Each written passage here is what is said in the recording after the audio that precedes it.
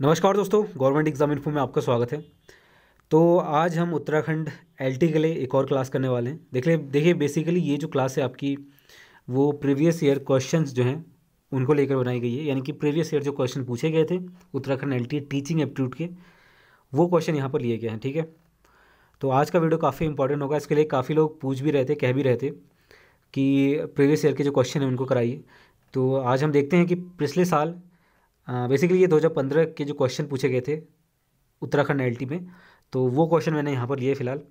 तो important questions हैं, देख लीजिए किस तरह के क्वेश्चन पूछे जाते हैं और आगे आपके काम आएंगे। ठीक है, और जो लोग टेलीग्राम से नहीं जुड़े हैं तो लिंक डिस्क्रिप्शन में मिल जाएगा, और चाहें तो आप ये नेम से सर्च करके GOV एग्ज़ाम इन्फो इसको सर्च करके भी आप ज्वाइन कर सकते हैं। ठीक है, अगर लिंक वर्क नहीं करता है तो।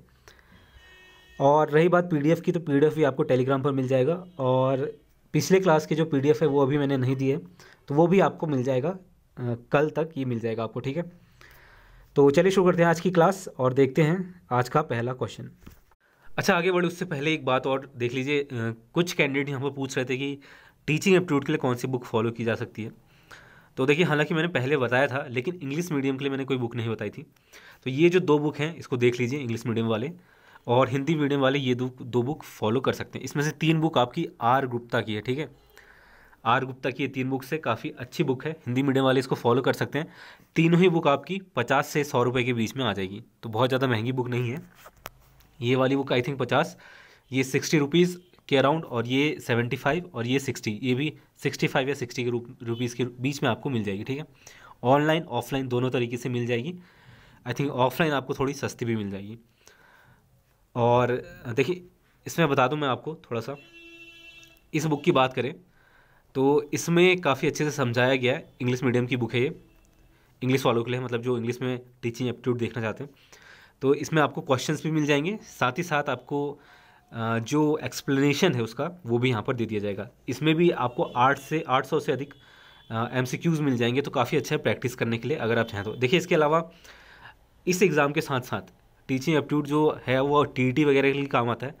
तो अगर आपके घर में कोई और प्रिपेयर कर रहा है तो उनके भी ये काम आ सकता है अगर आप ये बुक लेते हैं तो। ठीक है, तो काफ़ी अच्छी बुक है ये दो इंग्लिश मीडियम के लिए। इसके अलावा उपकार की बात करें तो देखिए, उपकार की बुक ये आपकी 75 रुपीज़ की है, हिंदी की है, और इसके अलावा आर गुप्ता की ये हिंदी वाली बुक है। आई थिंक ये वाली बुक आपके लिए बेहतर रहेगी अगर आप चाहें तो। हालांकि आप ये भी ले सकते हैं, आपकी मर्ज़ी है, आप देख लें एक बार चेक करके। इसका जो कंटेंट है लगभग सेम है, ज़्यादा डिफरेंस नहीं है। ठीक है, वैसे थोड़ा बहुत अंतर होगा, ज़्यादा नहीं है। ठीक है, तो आर गुप्ता की बुक काफ़ी अच्छी होती है, इसमें से आप फॉलो कर सकते हैं किसी को भी। चलिए आगे बढ़ते हैं, आज के क्वेश्चन देख लेते हैं। तो देखिए, यहाँ पर पहला क्वेश्चन जो पूछा गया है वो क्या पूछा गया है, teacher uses visual aids to make learning. किसके लिए यूज़ करता है विजुअल्स का, यानी कि दृश्य साधनों का, उसको ईजी बनाने के लिए, सिंपल बनाने के लिए, समय बचाने के लिए, अधिक ज्ञान के लिए, या फिर रुचिकर बनाने के लिए। तो देखिए, सिंपल क्वेश्चन है, इसका आंसर सभी को मालूम होगा। किसके लिए करता है, टू मेक मोर इंटरेस्टिंग, रुचिकर बनाने के लिए। ठीक है, सब्जेक्ट को। छोटे बच्चों को देखिए, आपने देखा होगा जब ABCD भी हम पढ़ाते हैं किसी छोटे बच्चे को, तो उसको A फॉर एप्पल पढ़ाने के लिए एप्पल का डायग्राम या फिर उसकी पिक दिखाई जाती है। तो दृश्य साधनों का प्रयोग इसीलिए किया जाता है ताकि बच्चे इसमें इंटरेस्ट लें। ठीक है, रुचिकर बनाने के लिए इसका इस्तेमाल किया जाता है।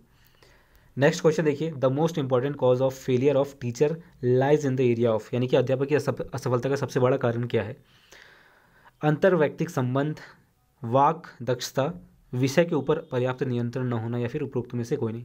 तो आई थिंक ये क्वेश्चन हमने पिछले क्लास में किसी एक क्लास में हमने पढ़ा था। इसका राइट आंसर क्या होगा, lack of command over the knowledge of the subject, यानी कि विषय के ऊपर पर्याप्त नियंत्रण न होना। पर्याप्त नियंत्रण का मतलब है या तो नॉलेज है या फिर पूरी नॉलेज ना होना। ठीक है, और पूरी नॉलेज है भी तो उसको पढ़ाने का तरीका जो है वो उस पर आपका कंट्रोल नहीं है, बहुत अच्छे से आप पढ़ा नहीं पाते। तो ये है विषय के ऊपर पर्याप्त नियंत्रण ना होना। ठीक है, बेसिकली इसका मतलब यही है कि जो आपका नॉलेज है वो कंप्लीट नहीं है पूरी तरह से। ठीक है, तो ये मतलब हुआ इसका। आगे बढ़ते हैं, अगला क्वेश्चन देखते हैं। देखिए, नेक्स्ट क्वेश्चन है यहाँ पर, which is the least important factor in teaching, यानी कि अध्यापन में सबसे अनावश्यक कारक कौन है। छात्रों को दंड देना, यानी कि पनिश करना, कक्षा में अनुशासन रखना, डिसिप्लिन रखना, प्रभावी ढंग से व्याख्यान देना, लेक्चरिंग इन इम्प्रेसिव वे, या फिर नॉन ऑफ दीज। तो इसका राइट आंसर क्या होगा? छात्रों को दंड देना, ये सबसे अनावश्यक कारक है, यानी कि इसकी ज़रूरत नहीं होनी चाहिए छात्रों को दंड देने की। ठीक है, हालांकि स्कूलों में छात्रों को दंड दिया जाता है, लेकिन दंड ऐसा नहीं होना चाहिए कि काफ़ी हार्ड नहीं होना चाहिए दंड। ठीक है, तो छात्रों को दंड देना ये सबसे अनावश्यक कारण। अनुशासन रखना भी ज़रूरी होता है, लेक्चर भी प्रभावशाली होना चाहिए, तो और छात्रों को दंड देना जो है वो अनावश्यक कारक है। आगे बढ़ते हैं, नेक्स्ट क्वेश्चन देख लेते हैं। देखिए नेक्स्ट क्वेश्चन है, for showing the model in the teaching of a topic teacher should, यानी कि किसी पाठ के शिक्षण में मॉडल के उपयोग के समय शिक्षक को करना चाहिए, क्या करना चाहिए? ऑप्शन है, उसे लेक्चर के दौरान लगातार दिखाना चाहिए। दूसरा है, मॉडल के सामने खड़े हो जाना चाहिए।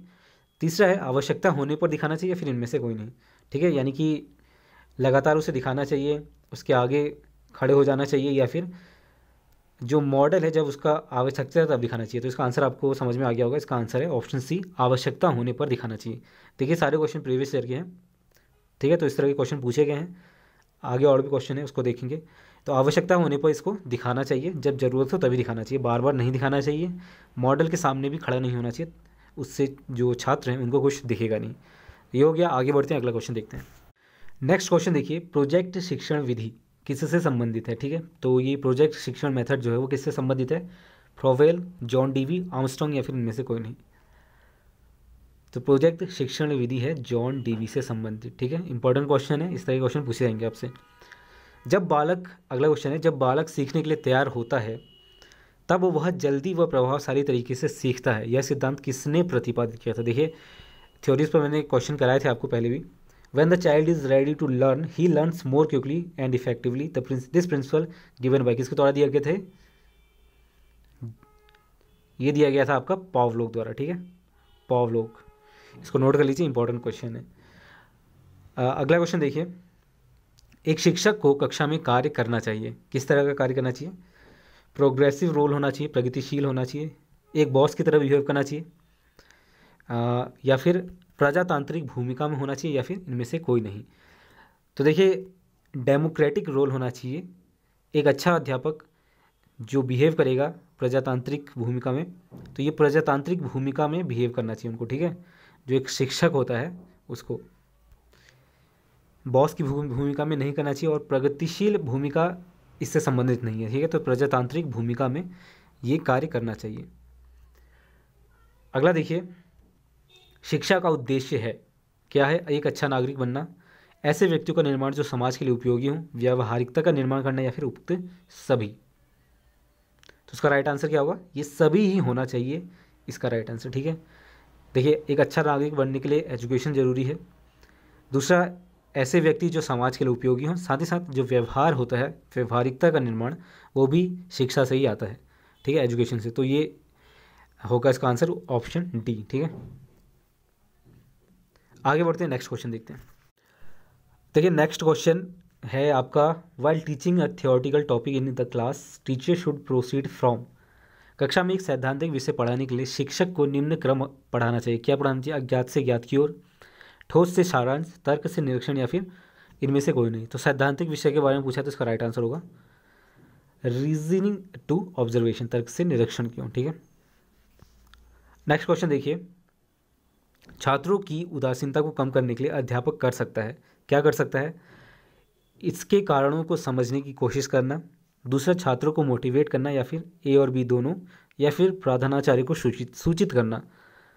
तो देखिए उदासीन अगर कोई छात्र है, यानी कि इंटरेस्ट नहीं है पढ़ने में, तो क्या कर सकता है छात्र? आखिर इसका कारण क्या है वो समझ सकता है, और साथ ही साथ उस छात्र को मोटिवेट कर सकता है। ठीक है, तो ए और बी इसका राइट आंसर होगा। चलिए अगला क्वेश्चन देखते हैं। तो देखिए नेक्स्ट जो क्वेश्चन है वो ये है कि माइक्रो शिक्षण छात्र छात्राओं के लिए किस अवधि सबसे अधिक प्रभावशाली होता है, यानी कि जो माइक्रो टीचिंग है वो कब मोस्ट इफेक्टिव होता है। ठीक है, स्टूडेंट्स के लिए। ऑप्शन ए है शिक्षण अभ्यास के दौरान, शिक्षण अभ्यास के बाद, या फिर अभ्यास से पहले, या फिर उपरोक्त में से कोई नहीं। तो देखिए माइक्रो शिक्षण जो होता है वो शिक्षण अभ्यास के दौरान ही सबसे ज़्यादा इफेक्टिव होता है, ठीक है, during the practice of teaching, ठीक है। तो ऑप्शन ए इसका राइट आंसर होगा। अगला जो क्वेश्चन है उसको देख लेते हैं। Value education makes a student, यानी कि मूल्य आधारित शिक्षा छात्र को क्या बनाती है? डॉक्टर, अच्छा नागरिक, अभियंता या फिर इनमें से कोई नहीं। तो सही बात है, अच्छा नागरिक बनाएगी। क्यों? बिल्कुल इसका राइट आंसर है अच्छा नागरिक, गुड सिटीजन, ठीक है। मूल्य क्या होता है? जो हमारे लिए इम्पोर्टेंट चीज़ें हैं, बेसिकली जो सामाजिक ज्ञान है मूल्य आधारित, वही हमें शिक्षा से मिलता है। तो ये क्या है? अच्छा नागरिक बनाने में मदद करता है। चलिए आगे बढ़ते हैं, अगला क्वेश्चन देखते हैं। देखिए अगला क्वेश्चन है, in a lively classroom situation there is likely to be, यानी कि सचिव कक्षा स्थिति में निम्नलिखित में से सबसे अधिक संभावित है। कभी कभार हंसी, यानी कि ओकेजनल लाफ्टर, पूर्ण रूप से शांति, शिक्षक छात्र वार्ता या फिर विद्यार्थियों के बीच खुली बहस। देखिए एक लाइवली क्लास में शिक्षक वार्ता इंपॉर्टेंट होती है, ठीक है, टीचर एंड स्टूडेंट डिस्कशन, चाहे वो टॉपिक से संबंधित हो, क्वेश्चंस हो, जो भी हो, तो शिक्षक वार्ता इंपॉर्टेंट होती है। विद्यार्थियों को खुली बहस नहीं दिया जा सकता है इसमें। पूर्ण रूप से शांति भी सही नहीं है, यानी कि अगर कैंडिडेट या छात्र जो है, अगर वो सवाल नहीं करता या उसकी कुछ क्वेरीज नहीं है और सिर्फ लेक्चर सुन के चला जाता है, तो ये हुआ इसका मतलब। और कभी कभार हंसी का दौर, तो ये तो बिलोंग नहीं करता इस चीज़ से। तो शिक्षक वार्ता इसमें इंपॉर्टेंट है, ठीक है। अगला क्वेश्चन देख लेते हैं। आपके अनुसार शिक्षण क्या है? In your view teaching is, क्या है ये? एक कला है, एक कौशल है, दोनों हैं या फिर इनमें से कोई नहीं? देखिए कौशल तो है ही, लेकिन साथ ही एक आर्ट भी होता है, ठीक है। तो ये दोनों ही चीज़ें होंगी, इसका राइट आंसर होगा ए और बी दोनों, ठीक है।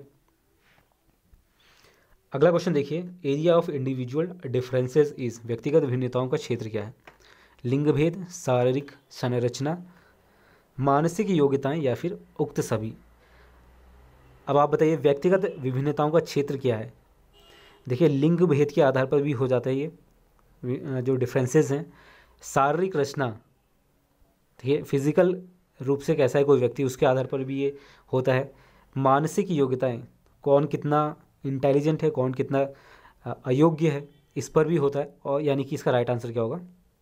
उक्त सभी, ऑल ऑफ दी अबव। तो ऑप्शन डी इसका राइट आंसर है। अगला क्वेश्चन देखिए, सामाजिक नियमों व कानूनों के विरुद्ध व्यवहार करने वाला बालक कहलाता है। अब इस क्वेश्चन में देखिए, जब यहाँ पर कानून का यूज़ हो चुका है, तो इसका राइट आंसर क्या होगा? पहला ऑप्शन देख लेते हैं, बाल अपराधी, मंद बुद्धि बालक, जड़ बुद्धि बालक या फिर इनमें से कोई नहीं।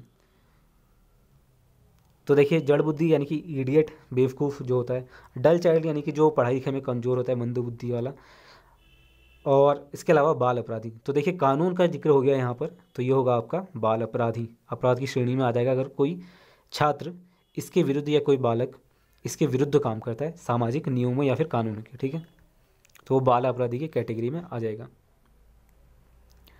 आगे बढ़ते हैं, अगला क्वेश्चन देखते हैं। अगला क्वेश्चन देखिए, ये क्वेश्चन नहीं है टीचिंग एप्टीट्यूड का, तो इसको छोड़ दीजिए। अगला क्वेश्चन देखिए, कक्षा 3 के विद्यार्थियों के लिए निम्न में से कौन सा शिक्षण का सबसे अच्छा तरीका है? For the student of 3rd class which will be the best way of teaching? व्याख्यान विधि, सृजनात्मक क्रियाकलाप, समूह वार्तालाप या फिर प्रयोगशाला विधि? तो इसका राइट आंसर क्या होगा? Creational activities. कक्षा 3 के जो बच्चे होते हैं काफ़ी बड़े नहीं होते हैं, तो ग्रुप डिस्कशन का मतलब नहीं हुआ यहाँ पर, ठीक है। प्रयोगशाला विधि उनके लिए जरूरी नहीं है। व्याख्यान, आप लेक्चर नहीं दे सकते सिर्फ, तो क्या होगा? क्रिएटिव एक्टिविटीज़ करनी पड़ेगी, ठीक है, जो उनको बोर फील ना करवाए, साथ ही साथ एक क्रिएटिविटी भी मिले उसमें, ताकि वो कुछ सीख सकें। तो ये होगा आपका क्रिएशनल एक्टिविटीज़, ठीक है। ऑप्शन बी इसका राइट आंसर है। आगे बढ़ते हैं, नेक्स्ट क्वेश्चन देखते हैं। अगला क्वेश्चन देखिए, विद्यार्थियों की अकादमिक निष्पादन को सुधारा जा सकता है यदि अभिभावकों को उत्साहित किया जाए। किसके लिए उत्साहित किया जाए? Supervise the work of their wards, यानी कि बच्चों के कार्य का निरीक्षण करने के लिए। अरेंज फॉर एक्स्ट्रा ट्यूशन, अधिक ट्यूशन का प्रबंध करने के लिए। रिमेन अनकंसर्न्ड अबाउट इट, यानी कि इसके बारे में चिंतित न होने के लिए, या फिर इनमें से कोई नहीं। तो इसका क्या होगा, सिंपल आंसर है इसका supervise the work of their wards. ठीक है, यानी कि बच्चों के कार्य का निरीक्षण करना ही ये जो अकादमिक निष्पादन है उसको सुधारा जाता है। ठीक है, अकेडमिक परफॉर्मेंस। ठीक है, इंग्लिश में समझ में नहीं, हिंदी में समझ में नहीं आ रहा तो आप देख लीजिए, अकेडमिक परफॉर्मेंस यानी कि बच्चा जो अपनी एकेडमी में परफॉर्म करता है पढ़ाई में, उसको लेकर है। ठीक है, तो इसका राइट आंसर क्या है, बच्चों के कार्य का निरीक्षण करना चाहिए, करने के लिए। ठीक है, उत्साहित किया जा सकता है या सुधारा जा सकता है बच्चों के कार्य का निरीक्षण करने के लिए। चलिए आगे बढ़ते हैं, अगला क्वेश्चन देखते हैं। नेक्स्ट क्वेश्चन देखिए यहाँ पर क्या पूछा गया है, if a student often comes late in the class you would. आप क्या करेंगे, इसमें पूछा गया है कि अगर कोई छात्र देर से आता है या फिर विलम्ब से आता है, आप उसके अभिभावकों से बात करेंगे, प्रधानाचार्य को बताएंगे, उसे कठोर दंड देंगे या फिर कारण को जानकर तदनुसार निर्णय लेंगे, यानी कि रीज़न जानने के बाद डिसाइड करेंगे अकॉर्डिंगली। तो ये देखिए सिंपल क्वेश्चन, इसका आंसर सभी को मालूम होगा, ऑप्शन डी इसका राइट आंसर है, कारण को जानने के बाद ही निर्णय लेंगे। ठीक है, अब नेक्स्ट क्वेश्चन देखिए, अगला इंपॉर्टेंट क्वेश्चन है, पूछा गया है, इसको ध्यान से देख लीजिए। देखिए, a school girl develop the habit of dropping a coat on the floor, यानी कि स्कूल की एक लड़की है जो कि फर्श पर कोट फेंकने की आदत डाल ली है, जिसने आदत में है उसके। फिर उसकी माँ ने उससे कहा कि कमरे के बाहर जाओ और कोट को खूंटी पर टांगो। लड़की अगली बार घर में प्रवेश करती है और कोट को हाथ पर रखकर अलमारी की तरफ जाकर कोट को खूंटी पर टांग देती है। यह किसका उदाहरण है, इंपॉर्टेंट क्वेश्चन है, इंग्लिश वाले यहाँ पर देख लें, ये पूरा क्वेश्चन है। तो देखिए किसका उदाहरण है, ऑप्शन है देखिए, चेन लर्निंग का, स्टिमुलस रिस्पॉन्स ऑफ लर्निंग का, कॉन्सेप्ट लर्निंग का, या फिर उक्त सभी। तो देखिए उक्त सभी तो नहीं हो सकता है, कॉन्सेप्ट तो कॉन्सेप्ट बेस्ड लर्निंग है, इसमें कोई कॉन्सेप्ट नहीं है। उद्दीपन अनुक्रिया क्या होता है, जो अपने आप हो जाए, जैसे किसी चीज़ को देखकर, अच्छी डिश को देखकर या फिर अच्छा भोजन खाना देखकर, फूड देखकर मुंह में पानी आ जाना एक आपका स्टिमुलस रिस्पॉन्स होता है। तो ये भी इसका आंसर नहीं होगा, तो आंसर क्या होगा, श्रृंखलागत अधिगम का। ठीक है, इंपॉर्टेंट क्वेश्चन है, इसको नोट कर लीजिए। तो इस तरह का क्वेश्चन आता है, तो इसको ध्यान से आपको ऑप्शंस देखकर ही समझ जाएंगे आप इसका राइट आंसर क्या हो सकता है। अगला क्वेश्चन देखिए, a process in which an individual learns new response by observing the behaviour of another rather than दो एक्सपीरियंस इज नोन एज। जिस प्रक्रिया में व्यक्ति दूसरों के व्यवहार को देखकर सीखता है, न कि प्रत्यक्ष अनुभव से, को कहा जाता है, क्या कहा जाता है, जनरल लर्निंग, सामाजिक अधिगम, प्रायोगिक अधिगम, इनमें से कोई नहीं। तो ये चीज़ तो मैंने पहले को इसका क्वेश्चन कराया है, समझाया भी है आपको, सोशल लर्निंग। ठीक है, सामाजिक अधिगम सिंपल क्वेश्चन है, जब समाज की दूसरों को देखकर आप कोई चीज़ सीखते हैं, यानी कि वो आप सोशल चीज़ों को देखकर सीख रहे हैं। ठीक है, सामाजिक अधिगम सिंपल क्वेश्चन। आगे बढ़ते हैं, नेक्स्ट क्वेश्चन देखते हैं। देखिए, निःशक्त बालक को की शिक्षा के लिए प्रावधान किया जा सकता है। A provision for education for the children with डिसएबिलिटीज can be made through, समाकलन के द्वारा, मुख्य धारा में डालकर, समावेशित शिक्षा द्वारा, या फिर इनमें से कोई नहीं। Integration, main streaming, inclusive education, या फिर इनमें से कोई नहीं। तो इसका राइट आंसर है इंक्लूसिव एजुकेशन, समावेशित शिक्षा द्वारा ही जो आपका एजुकेशन है, किस तरह के छात्रों के लिए, डिसएबिलिटीज़, जो चिल्ड्रन डिसेबिलिटी के साथ हैं उनके लिए समावेशित शिक्षा होना चाहिए, इंक्लूसिव एजुकेशन होना चाहिए, तभी ये प्रावधान किया जा सकता है। ठीक है, अब नेक्स्ट क्वेश्चन देखिए, प्राथमिक विद्यालयों में के बालकों के लिए निम्न में से किसे बेहतर मानते हैं। जो प्राइमरी स्कूल के चिल्ड्रन हैं उनके लिए कौन सा बेटर होगा इनमें से, वीडियो स्टिमुलेशन, वीडियो अनुरूपण, स्वयं के द्वारा किया गया अनुभव, हैंड्स ऑन एक्सपीरियंस, एक्सपेरिमेंट, या फिर नॉन ऑफ दीज।